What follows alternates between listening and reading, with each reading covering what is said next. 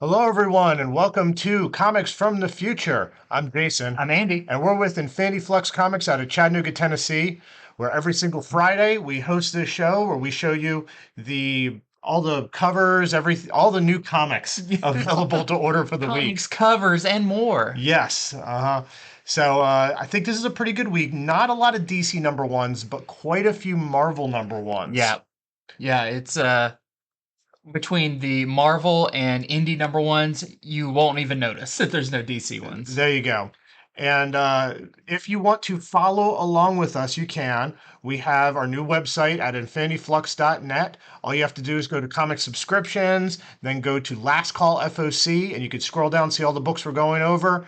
If you click on any one of them and you're a subscriber, you can subscribe to the series, or you could pre-order a single cover. That is at our website, infinityflux.net.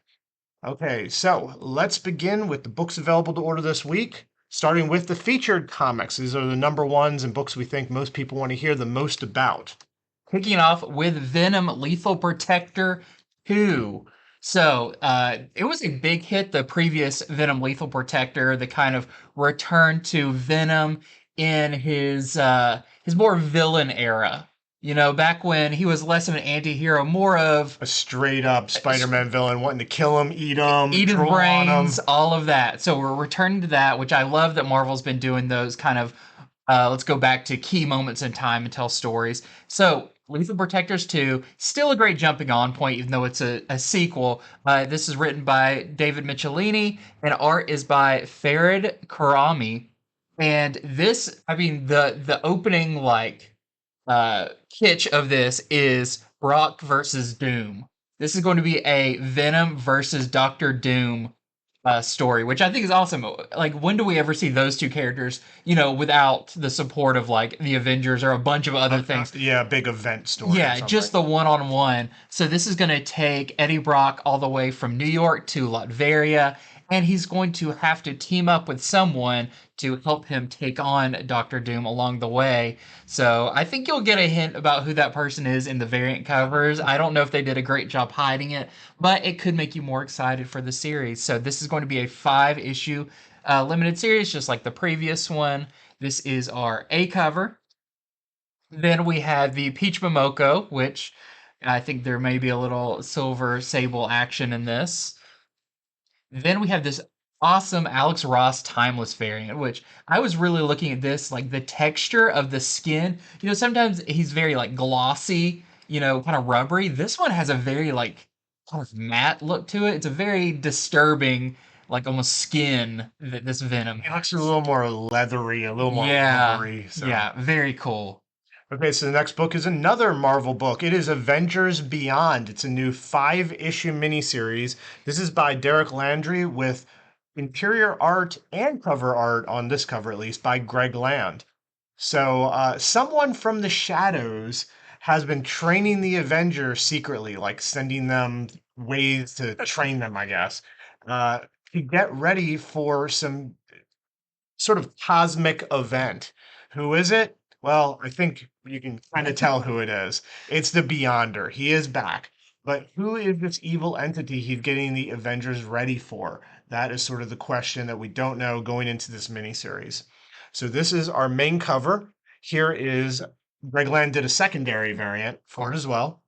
And lastly, there's a Scotty Young variant. So Andy and I were talking about, it seems like Marvel's getting us ready for more Beyond, or whether Mhm. it's in some Secret Wars project, or he's going to be in the Moon Girl Devil Dinosaur show, but I don't think that's Mhm. the scope of what they'll be doing with the Beyonder in the future. I like the idea that the Beyonders like mailing them floppy disks of like training exercises. It's old X-Men Danger Room things.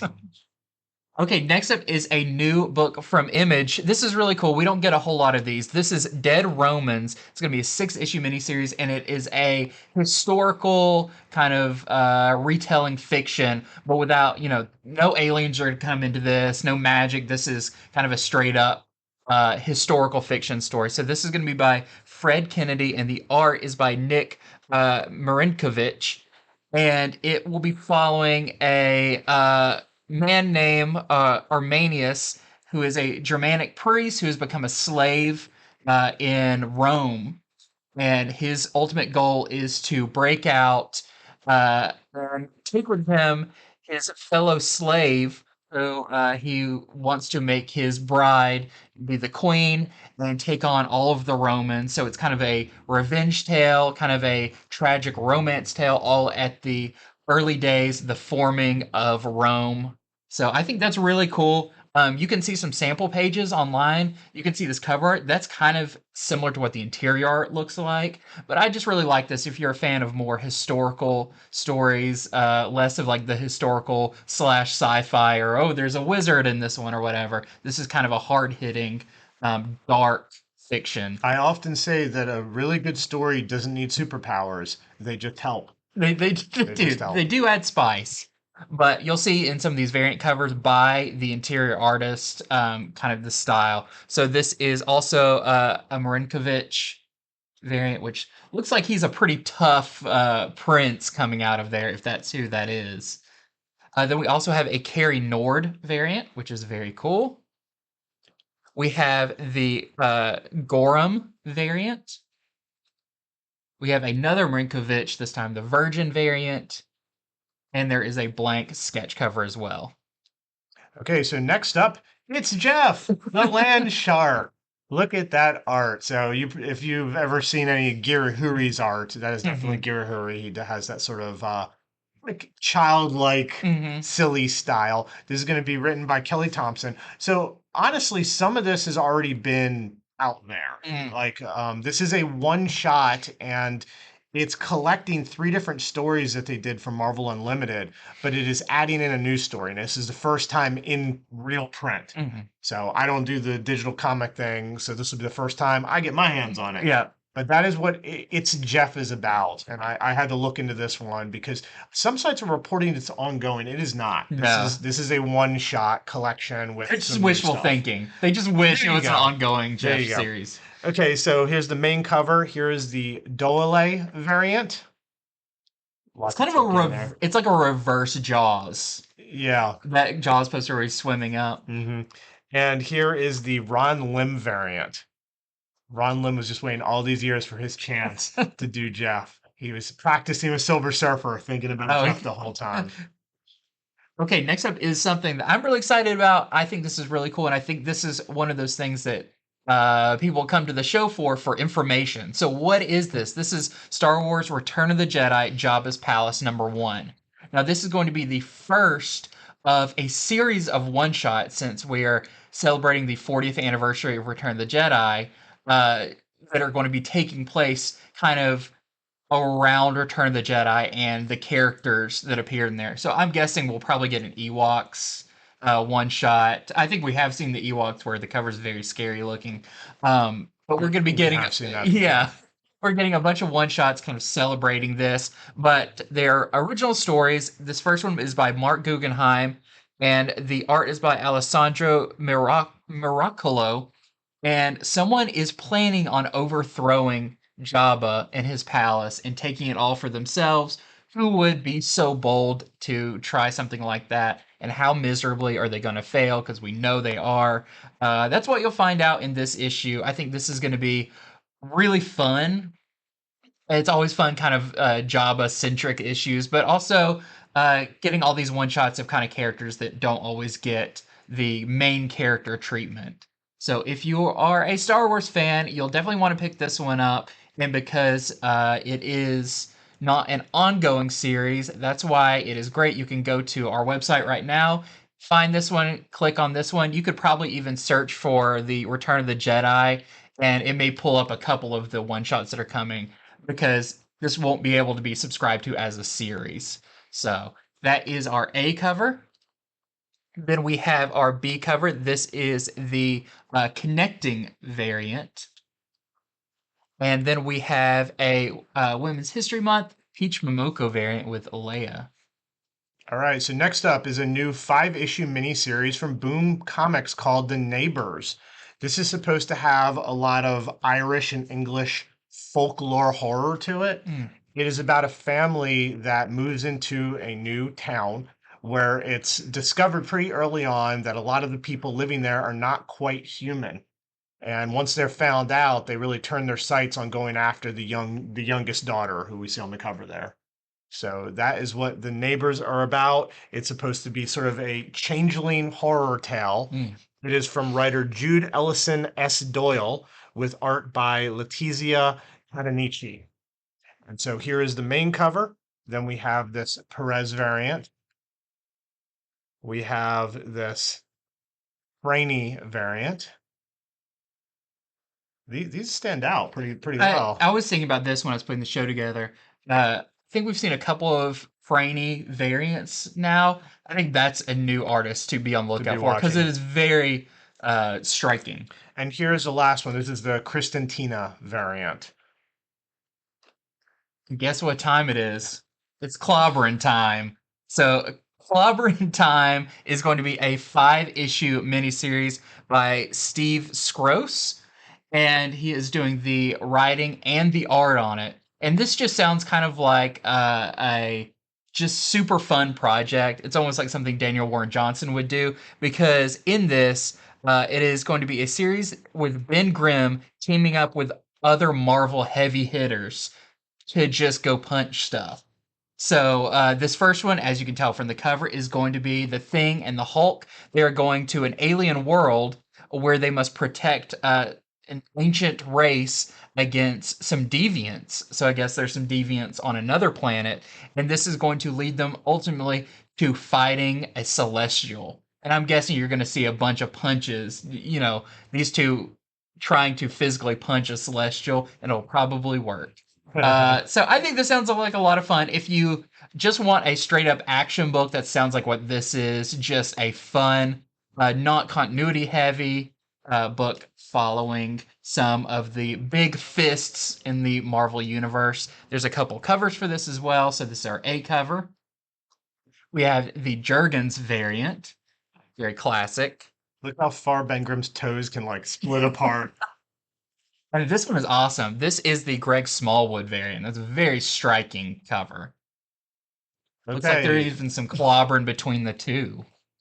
I wouldn't be surprised. All right, so now we're going to get to our other number ones. They're not featured, but maybe you like these even more, starting with X-Men Unforgiven #1. So this is the second one in a series of 3 one-shots about the Unforgiven. And the first one already came out. It was Spider-Man Unforgiven. Mm-hmm. I think this one was delayed because I feel like that one was a little while ago. The one after this is going to be Avengers Unforgiven. But in this one, the X-Men are going to be meeting them, but they have Jubilee with them. You see her on the cover. Yep. And of course, she used to be a bloodsucker herself, so that may compromise the whole mission. So just for anybody who liked that first one, we don't want you to forget about it. And since it's a one-shot, this would be a pretty easy one to sort of let fall between the cracks. So here's the main cover, and then we have a Peach MOMOKO cover because she is just chained to her desk at Marvel. Yeah, it looks like Power Pack, maybe? I see that. Maybe. Yeah, you're right. And a new one, I love this cover. This is just so fun. This is Pop's Chocolate Shop of Horrors one-shot. So once again, the Archie universe is turning spooky with this one-shot that is going to be focused around Pops. And it says, from tales of mystery meat to unnatural late-night visitors. Just a bunch of kind of scary, gruesome stories, but all fun, centered around that. It's an anthology style, so we've got writers like Amy Chase, Jordan Chase, and Ryan Cady all contributing. So if you like those, I mean, I feel like some of Archie's best stuff is the Afterlife with Archie and all of that. Plus, the covers for this are just a lot of fun. So this is our A cover. And we have a Francavilla variant. Okay, so next up, there's another Star Trek comic coming out. This one is a 5-issue miniseries. This is another one I think it's hard for people to figure out how long it's going to be, but 5 issues. It is Star Trek Deep Space Nine, The Dog of War. And yes, that is a corgi on there. And yes, this stars a corgi on Deep Space Nine. When you start reading about what this issue's about, you're like, oh wow, it actually is about a dog. It is, and not just that. This was a lost episode, they're saying. This was some kind of script that they were possibly going to make, and I got pushed back behind others. So now it's coming out in comic form. And so there's this expensive rare corgi that arrives on Deep Space Nine, and of course Quark, he is trying to make money off of it, but it has a secret. It has a Borg secret A that Borg might corgi. destroy the entire ship. I'm not saying the dog's a Borg, but Oh, there's a Borg related secret. So if you're a fan of Deep Space Nine, you might want to pick this up. If you've never seen Deep Space Nine, it'd be kind of a weird jump on point. Maybe just like corgis. So here is the A cover. Here is the Fenoglio variant that has a B side to it as well. So here's the first part of our Deep Space Nine team. Here's the next part. I'm surprised that part's not the front, being that's the batter's box. Yeah. And then here is the price variant for that very interesting concept comic. Okay, next up is Exo Manowar Unconquered #1. So Valiant has launched and relaunched Exo Manowar quite a few times at this point, but it sounds like they're kind of going back and starting fresh, but kind of reevaluating the entire Valiant universe. And they're kicking it off with this Exo Manowar #1, which is really cool. This is going to be by Becky Cloonan and Michael Conrad, with art by Liam Sharp. That's right, Batman Reptilian's own Liam Sharp. Huh. That book will never leave my mind after after we covered that. So in this, it's also celebrating 30 years of Exo Manowar. And it says this series will put the king back on his throne, being Ulrich the King, and chart a new course for the Valiant universe to come. So it sounds really cool. It sounds very, I know sometimes they go more of the like Earth side, some of the times they go more space. This seems like a pretty high sci-fi based book. I looked into some of It the looks that way upcoming too, issues, just the cover. and it looks really, really good, especially Liam Sharp's art on this is incredible. So this is our A cover by Liam Sharp. We have the Malavia variant and the Stale variant. Okay, so another mini series from Source Point Press. They like to have their artist and writer be the same person, which Yeah. is really, really kind of a cool thing. So this is by David Sundra, who does the interior art, the cover art, the writing, the whole shebang. It is called Deep Dark. It's just a 4-issue miniseries, and it follows a character who I assume we see on the cover here. Her name is Erica.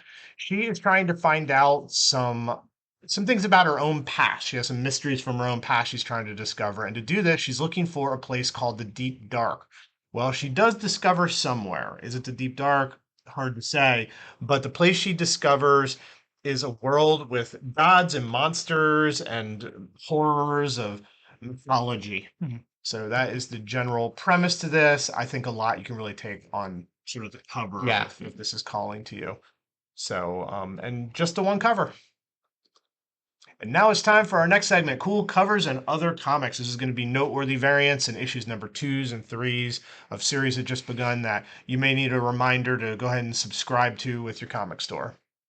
I'm happy to announce Superman #1 was a great success, at least around here. Everyone I talked to loved it. I think this is a great new jumping on point for DC and Superman. There's a jumping on point on his shoulders right there. It's very true. I actually read this issue this morning, and it continues to be fantastic. So this continues the Night of the Parasite story. If you read the previous one, you know there seems to be little parasites, little versions that are wreaking havoc throughout Metropolis. They are draining the city of all its energy, electricity, every kind of energy. And it is up to Superman to stop them with maybe the help of Lex Luthor, who is still in jail, but with Superman's keen hearing, he can actually hear Lex Luthor talking to him throughout the city. And he may be needing to rely on Lex a little bit more. Now, the other big thing about this, and you can see it on the cover, you can see her on the cover, is a new character, a new anti-hero named Marilyn Moonlight. And what they don't really tell you in this list, but after reading it, how does she affect Superman's powers? Okay. So, if Superman's powered by the sun, what does pretty much concentrated moonlight do? Very interesting. Turns him into a super werewolf. I obviously. really wish. Uh, so, I mean, you'll see there's some variant covers that have her on there as well. Super cool design. I'm sure people will immediately be drawn to her when they read about her in this book because she's got a really cool way her powers work and everything. Overall, just a fantastic book by Joshua Williams and Jamal Campbell. So we've got a few variant covers for this. So we have this Tony Daniel. They don't call it an homage cover, but we all know that's an homage to the Neil Adams classics. One where Superman's like, don't just paint the chains green and tell me they're kryptonite. I'm not gonna Yeah, believe you. not again. Then we have our Gabriel Rodriguez variant for the Parasite back there. Now this is a double-sized cover, front and back, by John Boy Meyer. So that is the front and the back with Darkseid. Very cool. And here's our first of our new character. This is the Zerdy variant. She in the book wears this big, like wide brimmed hat. This is kind of when we see her without it, but you'll see her on another cover. But great design also for this It's a character. great cover. Yeah. Zerdy is just getting better and better. Yes. All right. Then we still have more Whoa, covers. you're right. You're right. The design cover. Yes, because Yeah. we have the Jamal Campbell design variant. This is where you can see kind of her mask and her eyes bleed into the underside of her hat, so it's a very kind of negative space looking thing. But I think this is how we had that run of Batman first appearances during Tynan's. Mhm. I feel like this is a good one to jump onto for a bunch of new Superman first appearances. Interesting. Because this is not a villain, this is an anti-hero. I I think you think might she's be going to be right. staying around. Yeah, and the way they designed her, this looks like very cosplay as well. Yeah. And I find with the ones they try to do cosplay, they have like more in store. Yeah. They're less of just Mhm. one issue characters. Okay, so this is the main cover to Catwoman number 53. And by the cover's David Nakayama. You see his little DNA symbol there. In this issue, Aiko is going to be suspected by her gang of possibly moonlighting as Catwoman. So that's not a good thing, especially because we all know that's true. So it's been happening. Here are the variants, though. Here is the Raccoona variant. If you look really close, she's got a bunch of cat scratches on her back. And anyone who has had a cat knows you try to put the cat over your shoulder, they will dig their claws They're in. gonna claw you, yeah. Here is the Sweeney Boo variant, and here is the Kalita International Women's Day variant. She's daring that cat to jump on her face. I know you do not do that. Okay, next up sounds like a really fun issue of Batman Superman World's Finest. This is number 13 by Mark Waid and Dan Mora. I love even the top, the way they're running. Kind of reminds me of like 1966 Batman, just hoofing it, not flying through the rooftops, just running. In this one, the team of Batman, Superman, and Robin are teaming up to find Metamorpho, you see there on the bottom, who has gone missing. It sounds like there's going to be more to the story of why Metamorpho is missing. So they're going to have to go globetrotting around the world looking for Metamorpho. Sounds really fun. And from what Mark Waid has said in recent interviews, this series is going to start bringing in more characters too, to be as in the world's finest. I think Metamorpho is going to be one of our first ones, and it'll be interesting to see where this leads. So this is our A cover. We have our Christian Ward variant, which we're seeing a lot of Darkseid on covers too. Yeah, that's true. Then we have the Jesus Shazam family. Marino, Shazam special variant cover for the movie. All right, so here is the Ben Oliver variant for Deceased, obviously. Obviously. War of the Undead Gods number 7. Can't think of anything else this might be. Purple Rain homage variants, they always do pretty well. Yeah. I was telling Andy at this point, I think there are leagues more people who know this image, know what it's from, but they don't even know it was a movie. Yeah. So this image has transcended the movie it was for. It Most definitely has not transcended Prince. Right. It'll never happen. But the Purple Rain movie, like, I think a lot of people may think this is like an album cover or something. right. Anyhow, pretty cool cover on the penultimate issue to Deceased War of the Undead Gods number 7.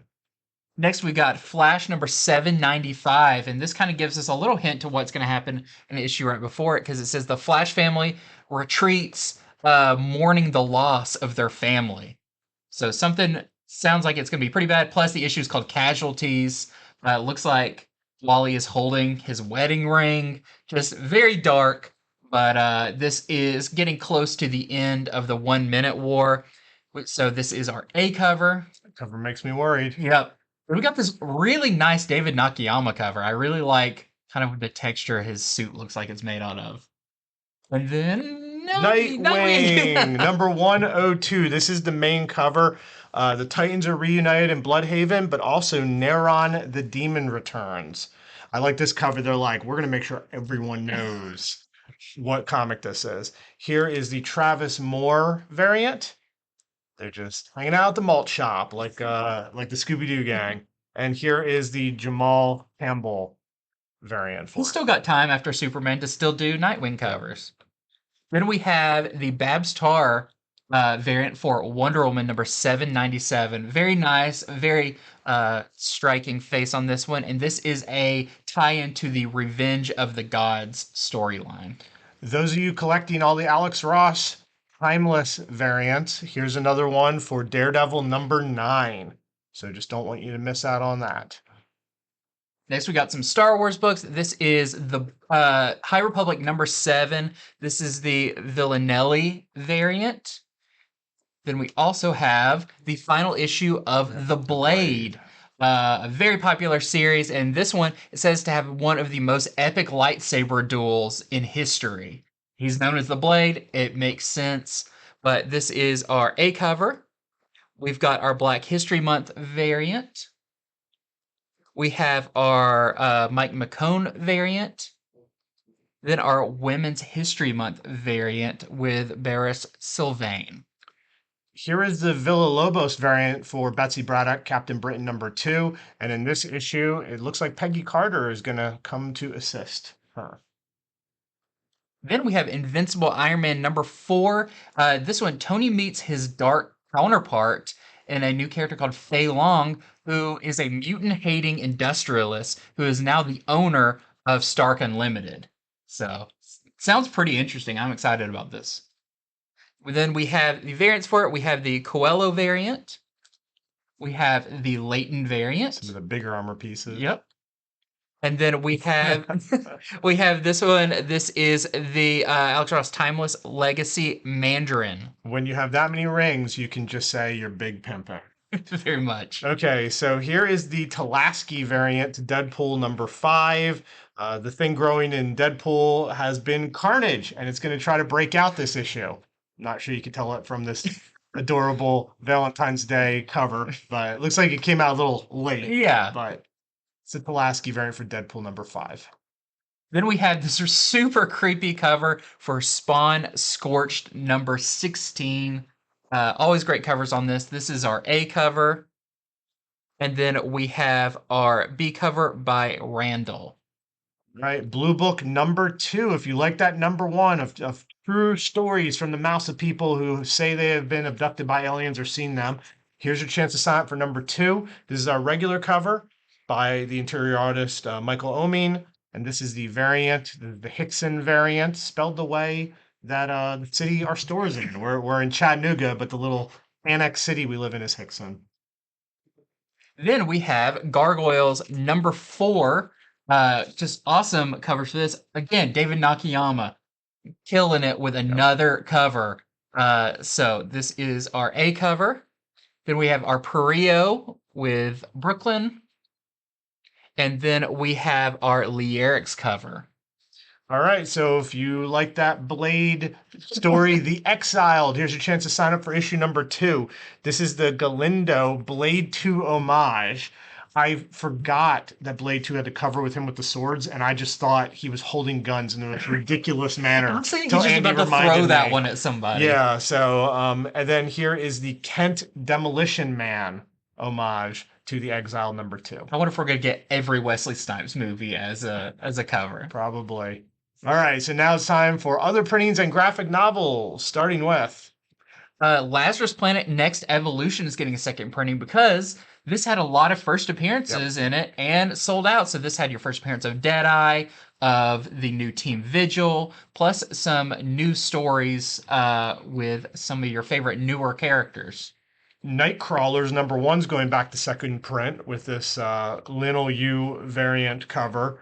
This is, of course, part of the Sins of Sinister event that is going on.